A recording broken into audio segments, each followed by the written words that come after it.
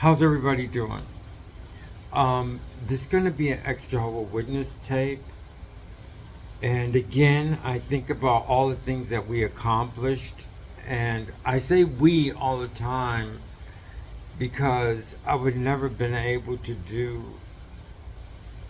my YouTube station if I didn't watch so many ex-Jehovah Witness YouTube stations. Um, so that's like a foundation as far as everything that I've accomplished on the station, everything that we've accomplished on the station. And my friend I don't like to use her name because I don't know if that she likes that or whatever. But not just her, but I remember when I first like last year or 2 years ago, pretty much 2 years ago or a year and a half ago, and how I involved everybody in the comments and everything. And that was my foundation for the channel. And when I did a lot of things, especially like just different exercises and stuff like that, and the things that I did in the database and everything, those things were very powerful things, and it helped create what I have right now, what we have right now on the channel. And it's funny because when I let myself out, and everything that I did on this channel, I let myself out of my mind out of the ex-Jehovah Witness, mindset, and it led me into like where we are now. And then when I found myself out of, thinking on my own, I was an ex-Jehovah Witness, but I still had, as you can see, if you look at all the channels and all the things, I still had a lot of things that I had to get out of my system, and everybody helped me, and I helped everybody, hopefully. And I found myself with everybody else. And then when I found myself with everybody else, there were still problems as far as the world was concerned, But this time I was on my own with everybody else, all the other Christians. And you know what I think it's a Christian. Like I said, there's no way in the world, like I said, I believe in God, and I know that ever since like Abraham, or the God of the God of Abraham first, and all those people, and then the Israelites, and I'm just talking about the people. I'm not talking about how the leaders, which were very important. I'm just talking about the people behind them, and how God had the normal people, just the people, you know what I mean? And even during Jesus's times, there was the people who cared about him, and the people, when he died, they were there, okay? And I just feel very strongly, and I know, but I can say I know, those people are who we are, who we developed into. At first they didn't know anything, like for instance, they didn't know as much about God, and because it progressed to where now we know a lot more about God. And that's why I definitely feel that we today are the people that started out when God found Abraham, that how can I say, he favored Abraham and his family. And there's no way in the world, everybody tries to say that this people and this people, because humans are just like, they want to be the best, they want to be this, they want to be that, but it still boils down to what God says. And if he says something is happening now, we're his army, okay? There's no way in the world that God would have an army after all this work, that he's going to have an army that's only going to include 8 million people or 10 million people, and dying people. Like numbers that go down. Their numbers would go up and up and up. It would be a force to be reckoned with. And that's what we are, the force to be reckoned with. So, like I said, that's all that information that I just gave you there came from the fact that when I when I worked on all these things about what the Jehovah Witnesses and the governing body did to our minds, then I was faced with, okay, now I'm like everybody else. What other things, because the strength that I got by coming out of that mindset through all of everybody's YouTubes, ex-Jehovah Witnesses YouTubes, now what did I have to, what problems is there now in the world, not the Jehovah Witness world, in the world that I have to draw conclusions on? And that's what I did. So now we're back to where, that's my introduction. So now we're back to where, this thing I was going to talk about, the persecution. I'm going to make it how the Jehovah Witnesses taught us about persecution, and the cults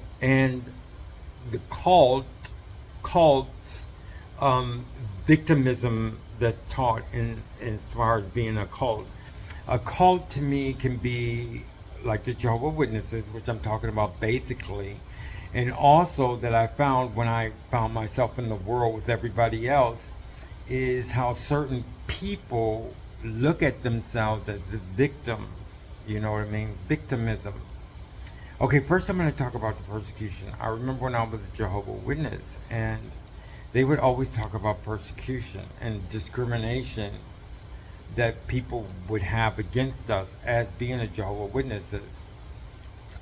But then I found, when I was researching this YouTube, which took a long time, and I found that first of all, there has to be some kind, in order to have a cult, like we were in a Jehovah Witnesses, in order to keep those people together, there has to be like a fear. And a movie came to my mind also. I don't know the name. Let me see if I can get the name of the movie. Okay? But there was a movie that will help us to understand this also. I'm going to try and look it up. The guy who did The Sixth Sense, he did another movie.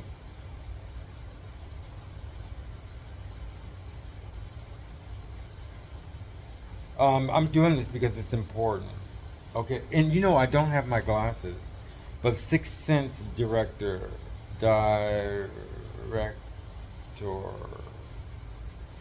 Okay, so anyway, so the director of The Sixth Sense, okay, is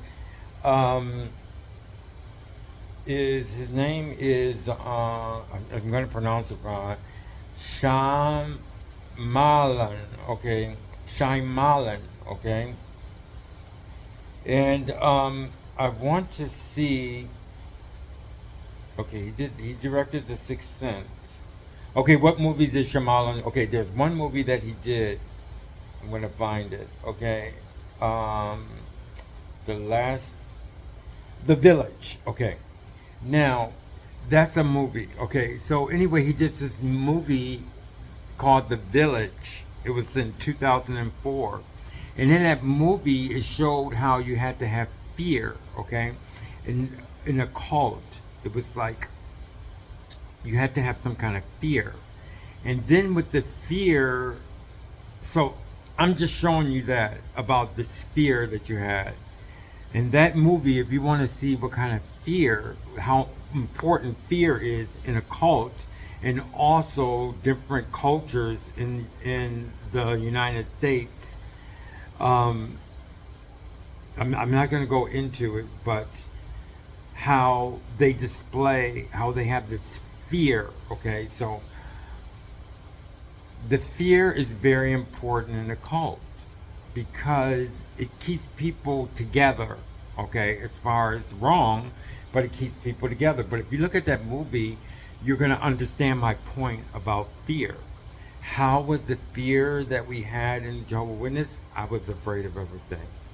What I'm saying about everything is like the thinking of normal people I was afraid of. Because they would say things like, how can I say? They would say things like 1984. Oh, the book. Oh, this book. Everybody's gonna have cameras. This is gonna happen, and that's gonna happen, and I would fear that. Although I was being taught that the new system is coming and stuff, but the new system was like a crutch. So I would fear these things, but then in my mind I would say the new system, the new system, the new system, you know. And another thing, the world, and I'm talking about the world now, around the normal world, they would always plan things, and it would be scary for me. I mean, like, what are we going to do in 25 years? And it would be like, oh, how in the world can they talk about 25 years? Not just that, but also, I told you about my stepfather. I mean, he believed in, very much believed in the new system. And he couldn't get out of that. I mean, he really, and he was, I guess he was intelligent. But my mother was a little bit different. But he had that fear also. And like I said, he quit his job for that fear. So you have that fear, but then you have a victim. Now we're getting into, so we have the fear now.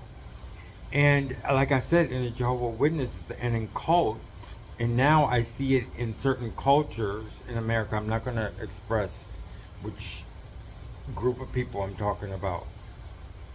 So you have the fear, okay? And like I said, in the different cults and what we've been talking about, things don't connect. So you just have the fear. And then you have what we would talk about, persecution, okay? So the things, that's one thing, whereas in the world, our world that we live in now, we find connections. In a cult, you're not going to find connections. They have to go here and then they have to go here, okay? Because it's false.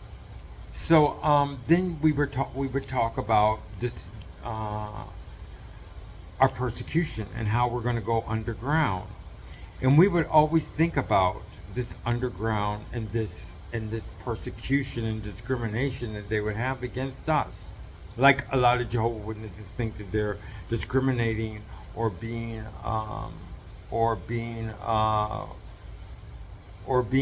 like persecuted, okay? Now, they have caused a lot of persecution for different Jehovah Witnesses in different countries, you know, but they don't realize that. Like,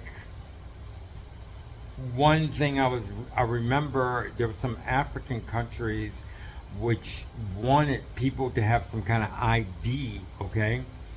And because they didn't have the ID, the Jehovah Witnesses would tell them, no, you can't do this or you can't do that. You can't have this ID. And a lot of them ended up like being killed or whatever. So because of the fact that they didn't have reasoning, it's like, well, I mean, what is it? The only thing I have to do is have, you know, the ID. Another fear that they have is like of the internet, okay? They say it's false, they say it's wicked. But that's another fear that's placed in them. And then they have the persecution. I'm still sticking on persecution because it's another thing that's not really true, okay? Okay, so because then I'm going to get, after I get to the persecution, I'm going to go to victimism. Victimism, I looked it up. Victimism, or else I can make the word or whatever.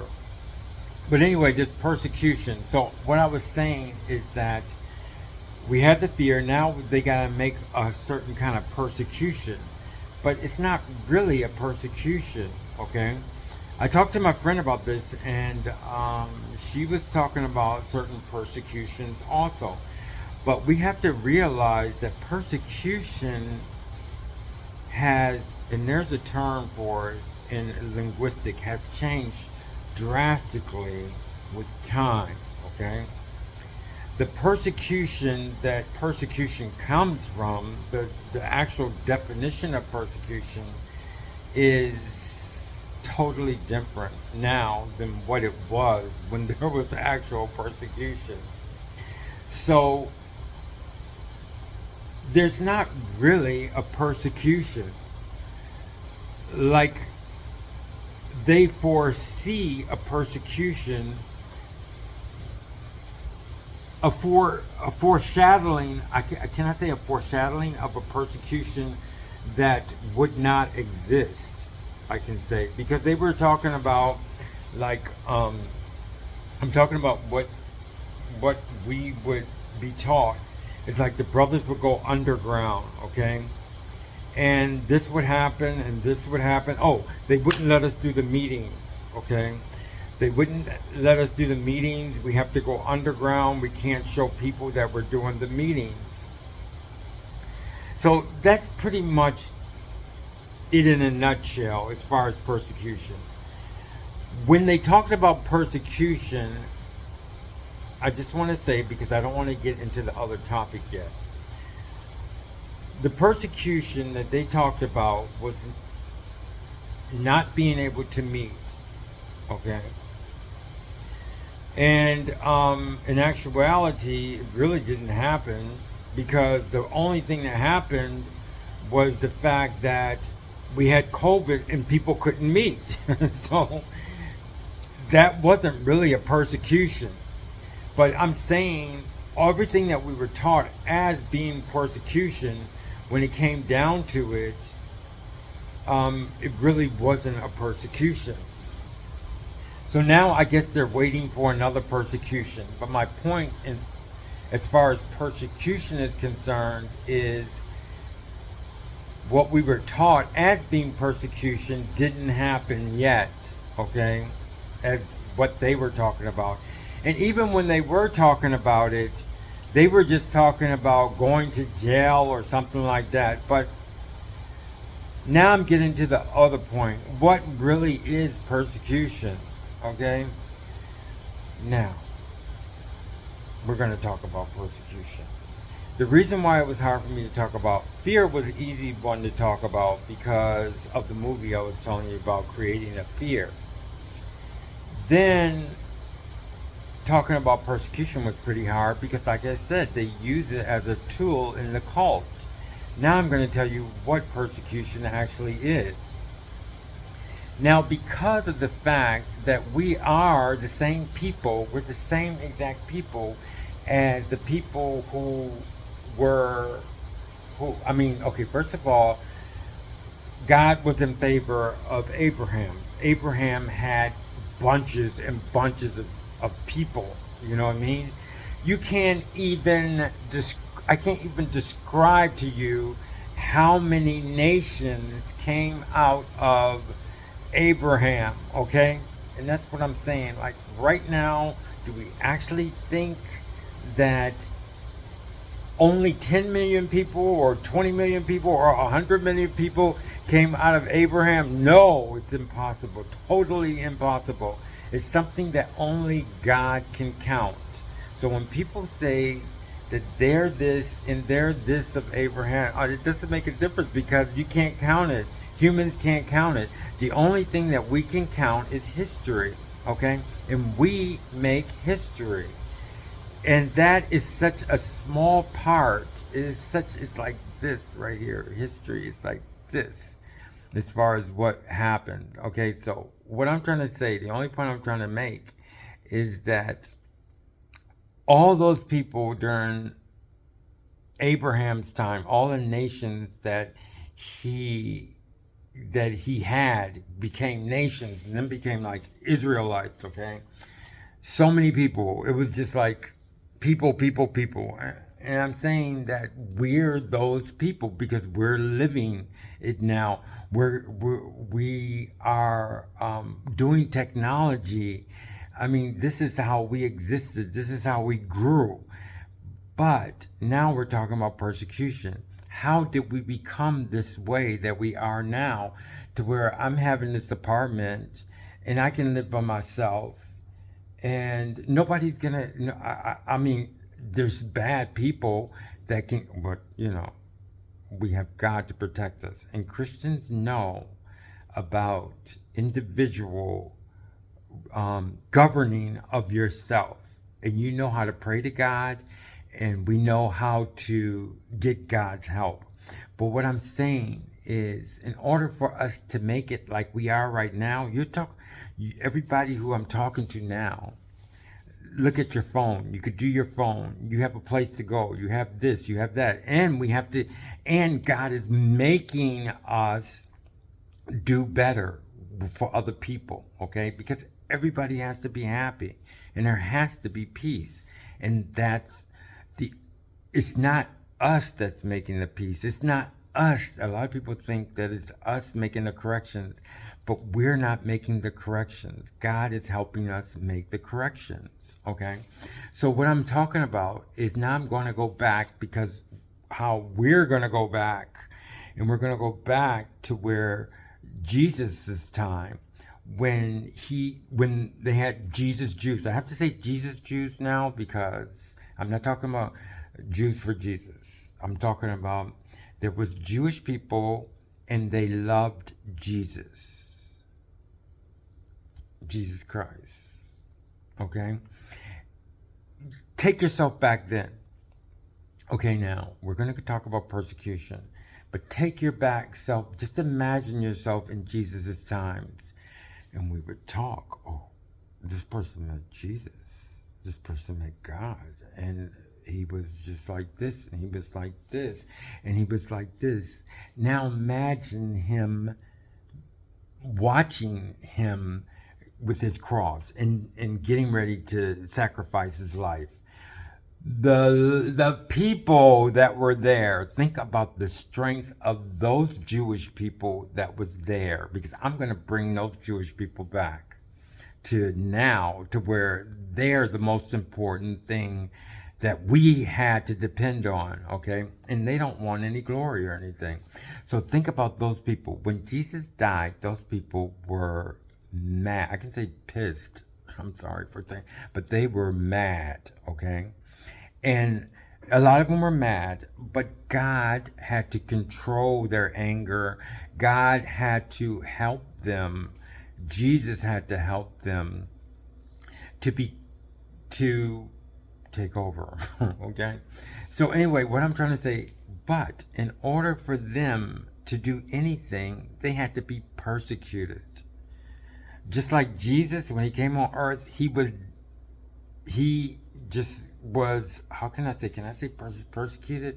It wouldn't be that. It would be something more. I can't explain the word right now. But he explained to the people who loved, the Jews that loved him, that they were going to be persecuted. He explained it to them, okay? That they were going to be persecuted. They were persecuted. They couldn't even walk in the street.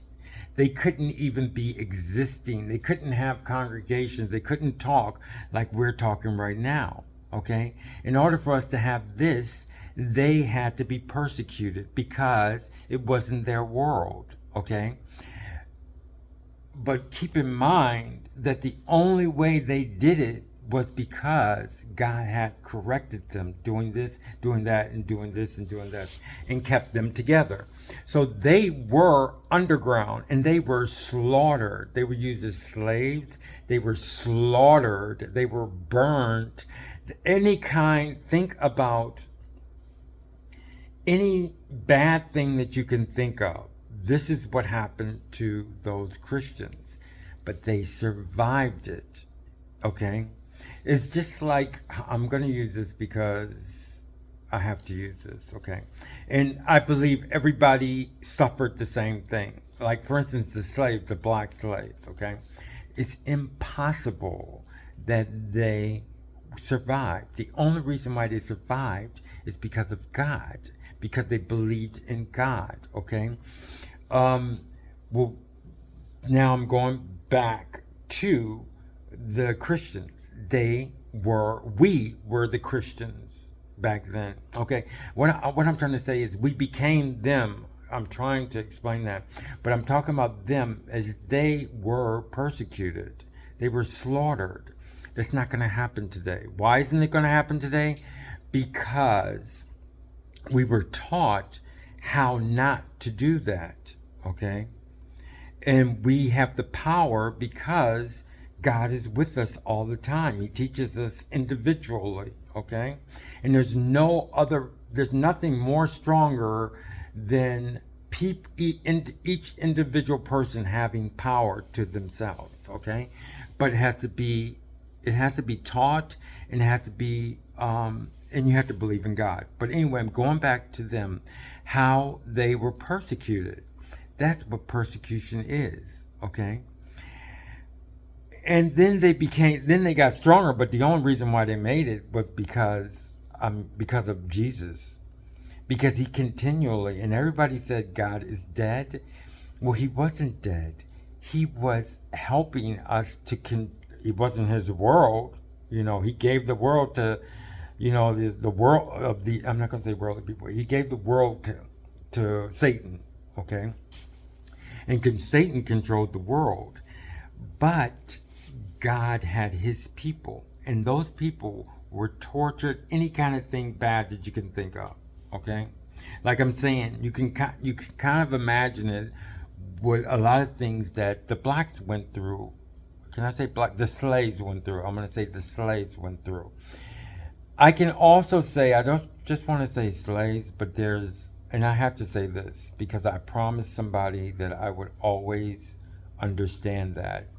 I have to say, because I had this professor, and he was white, and we had some really, really, just some things he taught me that I could never understand without him.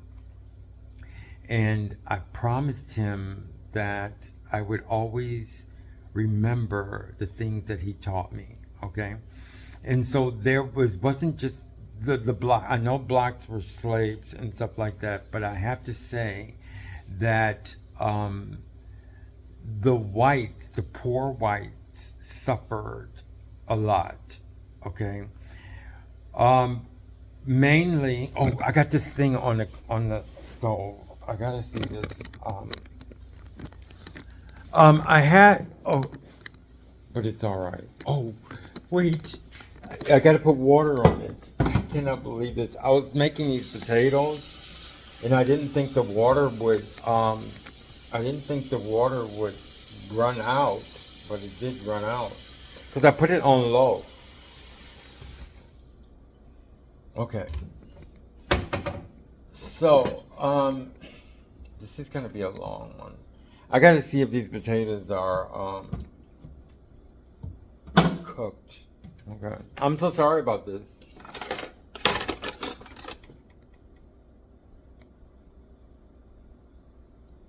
Okay, so I'm gonna put this on. It's good. I mean, actually, potatoes. I made this. I think that I discovered something with potatoes, but I don't know because I've never seen it ever. I've never seen anybody do it. But I had these potatoes, this thing that I used to do with potatoes. I would, I boil the potatoes. Like this pot is not that big, but I need a bigger pot. And I will boil the potatoes, and I keep boiling and boiling and boiling them with this water until it like becomes one with the potatoes. I'm going to make it one time, and I'm going to show you. I'm going to do that. And it's like a soup. It's just so good. But anyway, this is not what I'm doing. It's just that I didn't think the water would, because I put it on low, but all the water came out while I was talking. And that's 22 minutes, okay? So anyway, now I got it on low, and I'm going to let, the potatoes are ready, but I have to finish this thing, okay? So anyway, so now we're talking about, I had to say this, the reason why, okay, I had to express about this because I told you my professor, I promised him, and yes, it was the blacks. But you know what? I think it's everybody. Everything happened to everybody. You know what I mean? Because okay. First of all, I'm not going to talk about the. First, I'm going to talk about the whites also. Um, we have to talk about these things. I'm sorry, but a lot of people. I mean, a lot of people suffered mentally. I mean, because they didn't agree with slavery. So there was a lot of people who didn't agree with slavery, and it was just like they were slaves also. I have to say that because it's true, okay? And another thing too is now I was talking about the poor whites, and this is one thing that I had to understand through my friend. Now I can call him my friend, but he was a professor. And I remember, I'm sorry, this is not going off topic because I just want to express this, to explain this. Um, I remember him saying, and we had this one literature thing, okay? He was, I guess he grew up poor white. Um, I know he did, but he was something different, you know what I mean? And how they didn't have any identity at all, okay? So you had your slaves, but then you had your whites that didn't have any identity at all. Because if you didn't meet a certain criteria being white, when you were considered like nothing at all. I mean, not even a slave. But some of them, it was not funny, but some of them, because they didn't learn anything. I mean, even as a slave, you learn, like how to do things, because you have to work. But then you had the poor whites that didn't learn how to do anything. I mean, anything, okay? And then some of them they didn't have anything to eat, and they didn't even know how to get something to eat. And they would say,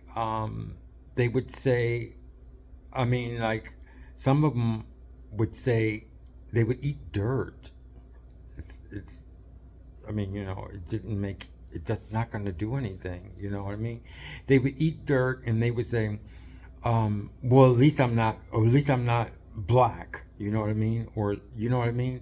And they would say something like that, and it didn't make any sense. But that's a mental thing that they were taught, which was stupid. You know what I mean? I mean, and then it was just certain things that I learned about that, and I think everybody needs to understand that also. So anyway, I was talking about the blacks, and I was talking about the slaves to show you that we had, as Christians, they were actually, and I'm forgetting about the slaves, I'm going all the way back again. There was torture. I mean, there was torture of the Christians. And they couldn't even appear in the street. So they had to make, I think they're called catacombs or whatever. And it's funny to me that because they're Jewish, I mean, because they started out as being Jewish, how come there never any movies about them, Christians? So the thing about it is that to me is what you would call discrimination, okay? But yet we live in a society to where, okay, we can't talk about that. So anyway, that's a problem with the things that I had to face after I came out of my Jehovah Witness mind. So what I wanted to say is, like with the slaves, and with the slaves letters showed us how torture can be, okay, and how persecution can be. Slavery was not a persecution, but I'm saying the tactics of persecution, the actual persecution of the Christians, that is how some of the things that would happen as far as being persecuted, okay? So that's what persecution is, okay? But in order for us to think about persecution, we have to think about physically, would have to think about a lot of things that happen as far as being black slaves was concerned. So what I'm saying is that there's no persecution today. Why isn't there no persecution today? Because the Christians, first they were Jews, and the Jew Christians, okay, the Jew Christians was taught by God to, hey, God was saying like, hey, you don't have to marry. You can marry who you want to marry. He never said, okay, you have to marry a Jew. That doesn't make any sense, because something would happen bad. Okay, you would not develop so many people. So he didn't care that they mix with other people in order to make the people that we are today. Okay, so the only point I'm trying to say is that because God continually helped us to develop, we were able to take over, the Christians were able to take over the Roman Empire, okay? And then they made a Holy Roman Empire, okay? But then when they made the Holy Roman Empire, there were still the leaders who did a lot of bad things to people. However, they were corrected because they were Christians, and Christians doesn't have anything to do with religion. Okay, I already talked about that. Because they were Jewish Christians. Now the Christians, okay, they were called Christians. They became Christians, physical Christians, people who were Christians. They were taught by God, and they had to make corrections. The religious leaders did this, they did that, they did so many bad things. The kings, they did this, they did that, they did so many bad things. But how did we make it? Because individually we believed in God. God took over. He told us this, he taught us that, okay? And one of the things he taught us is to love everybody. We took a long time, and we're still learning, but it's going in that direction to where we just have peace. But I'm saying this is because there's no persecution. Oh, there is persecution nowadays. If you're a Christian and you want to live in some countries that don't believe in Christianity, and you want to be a Christian there, then you would see what persecution is. Okay, that's what persecution is. But it's not allowed in a Christian society. It might happen, but it can be stopped. Okay, it's controlled. Okay, but I know that there's still a lot of bad things that happen. But God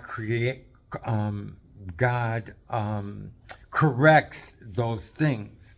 So as far as being a Jehovah Witness, they're protected by God in a Christian society. And when I say Christian, if you know what I'm talking about, I don't talk about religion. I'm talking about Christian blood, okay? Christians that died in order to have this system that we have right now. Oh, okay, so I'm saying this point only to make the point that there is no persecution that these Jehovah Witnesses say that they're going to have. Why? Because it's corrected, okay? However, there is a lot of bad things that happen in the world today. But like I said, God continually helps us to become better, okay? So now, I hope I finished that. And now I want to talk about victimism, okay? So, cults survive by victimism, okay? I looked it up. It's a word, but sometimes Google, if they don't want it to be one day, you can look up a word and it could be one thing. And then you could look up another word and it could be another thing. Because I remember I looked up the word anti-Semitism, okay? And I looked it up and it said, let me see, it was prejudice against Middle Easterns, okay? And it stayed there for a long time. Now, when I look it up, it goes prejudice against Jews. But the thing about it is it's wrong because what is Jew, okay? Because I'm talking to you about Jewish people who loved Christ and who died for Christ and who continued to live because they were very powerful people, Jewish people, and became Christians, and who had children from people who were not Jewish, who were not Jesus Jewish, okay, when I'm saying back then. But those people are not termed Jews. So it's wrong when they say anti-Semitism is prejudice against Jews, because in actuality these Jews don't exist. There is no Jewish religion, okay? I'm just saying because of the fact that Jewish people in the Bible times were actual people. There was not a religion. But we are imperfect and we make religion. I could make black religion. There's black religion to where you just have to be black and you worship black people. There's French religion where people just, it's called francophones, to where people worship French people. And it's a cult. All of those things are a cult. But the only thing I'm talking about is victimism now. Victimism comes from, is in the Jehovah Witness organization because it keeps a certain people together. So you have your fear, which keep people together because they fear and they hide with each other. Then you have persecution. So the persecution, they say that these people are going to be persecuted, or we're going to be persecuted. So I don't know why, but it's a state to where you hold people together because it's a mental state, but it's not really real. But I don't know why people feel that a persecution that doesn't really exist keeps them together. I have to figure that one out. But then we have victimism. And this is one point that I want to go on to next is what is this thing called victimism? Why is it Jehovah Witnesses feel, okay, first of all, they say that all the religions are false and they're true, which makes them a victim. Because when you're a Jehovah Witness and you talk to this religion or you talk to that religion, they're against you because you're taught that you're the true religion. And that's another thing with the cult. It's in certain cultures too, because you feel that you're better. You would have to be better than the other people. So I guess the feeling being better makes you feel like you're a victim. Okay, but that's the next thing I have to go over is why does victimism make you feel like better? You know what I mean? So that's where I have to go now. But I'm saying the only point I can make now is that there is a victimism. And like I said, is like you're a victim as a Jehovah Witness because everybody's bad. Everybody's bad but you. But the reason why I'm saying it's bad, it doesn't exist because it's not really true. But that's the way you're being taught. Why is there power in victimism? I don't know why. Maybe because, I don't know. I can't say. So that's going to have to be my next thing is why is there a strength in victimism? Why is there a strength in people thinking that they're persecuted when they're not persecuted?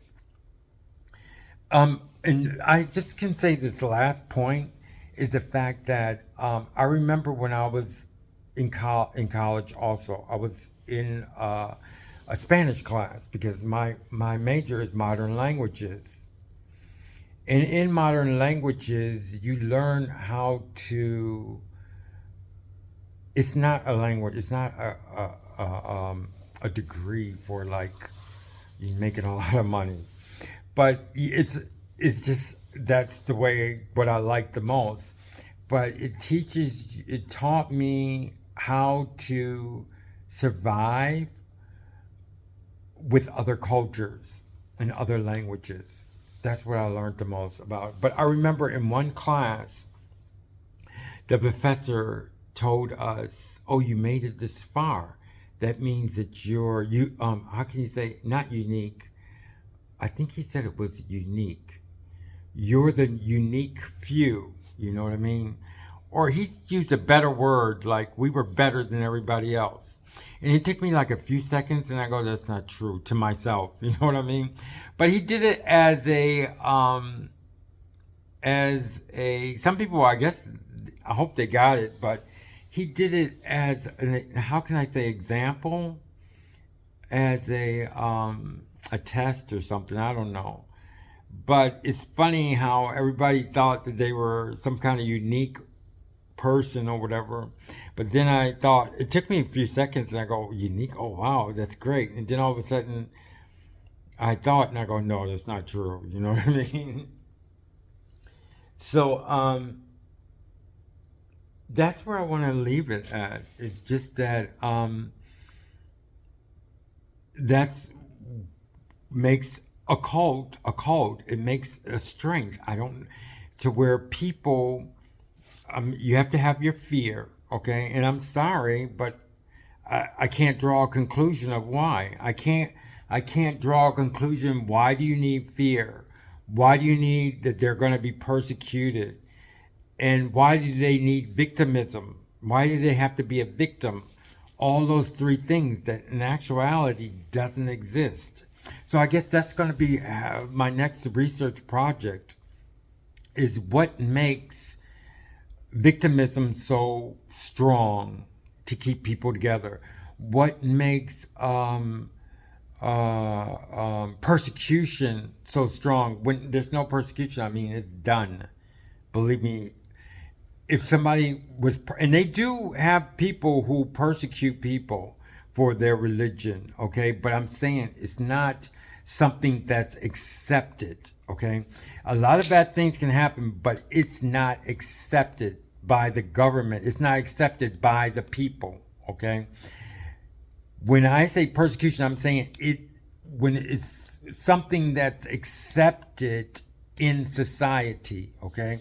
It's like slavery. It's not accepted. It still happens. Yes, it happens in America. I told you something that happened to me as far as slavery down in Florida. It actually happened, but it's not accepted. You know what I mean? It wasn't accepted, you know? I mean, it had to be hidden, you know what I mean? And I know in the world there's still slavery. Believe me, there's still slavery.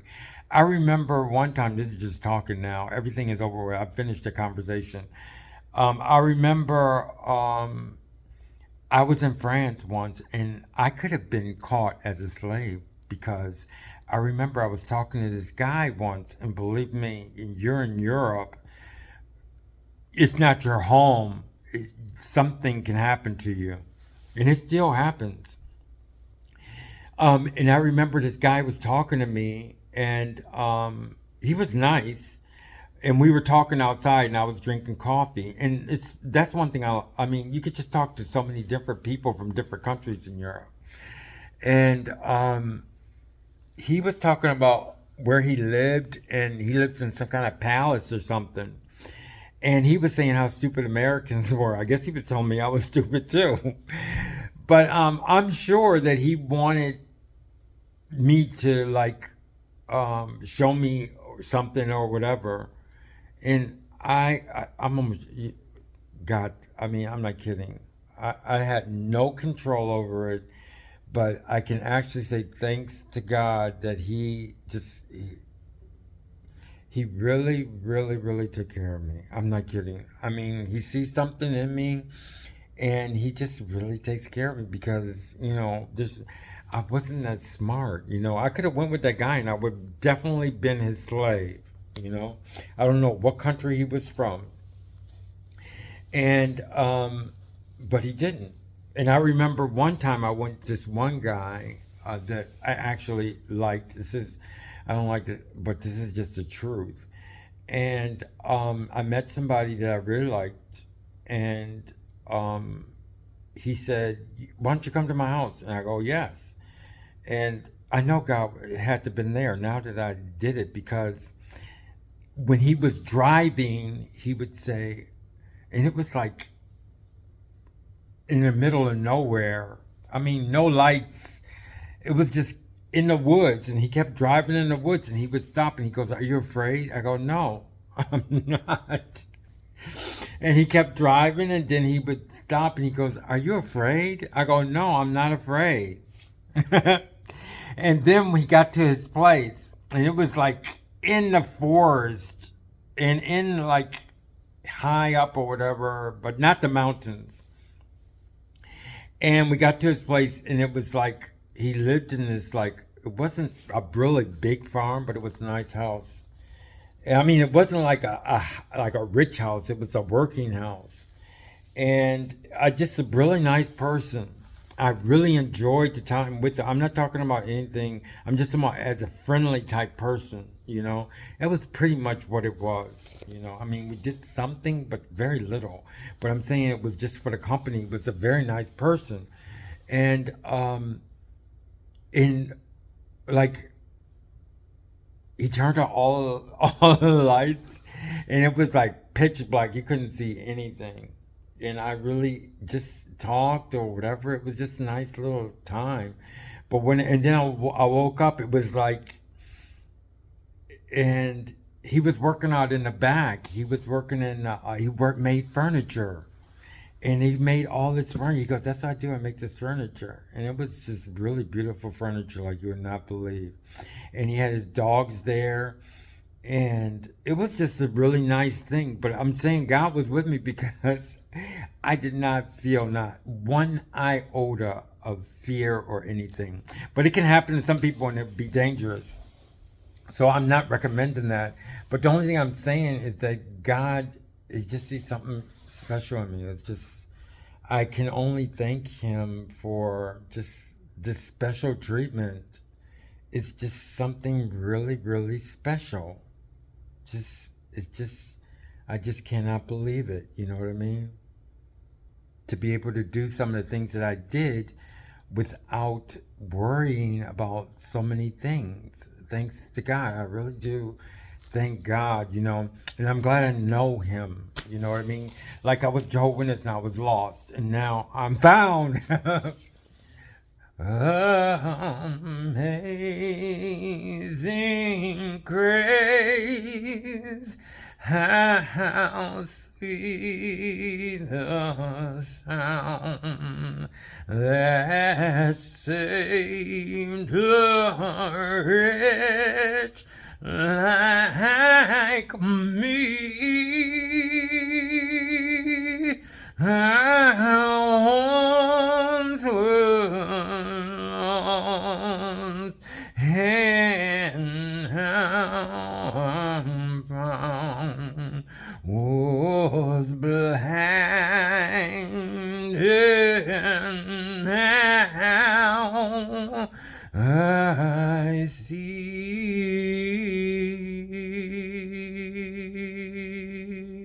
Thank you very much.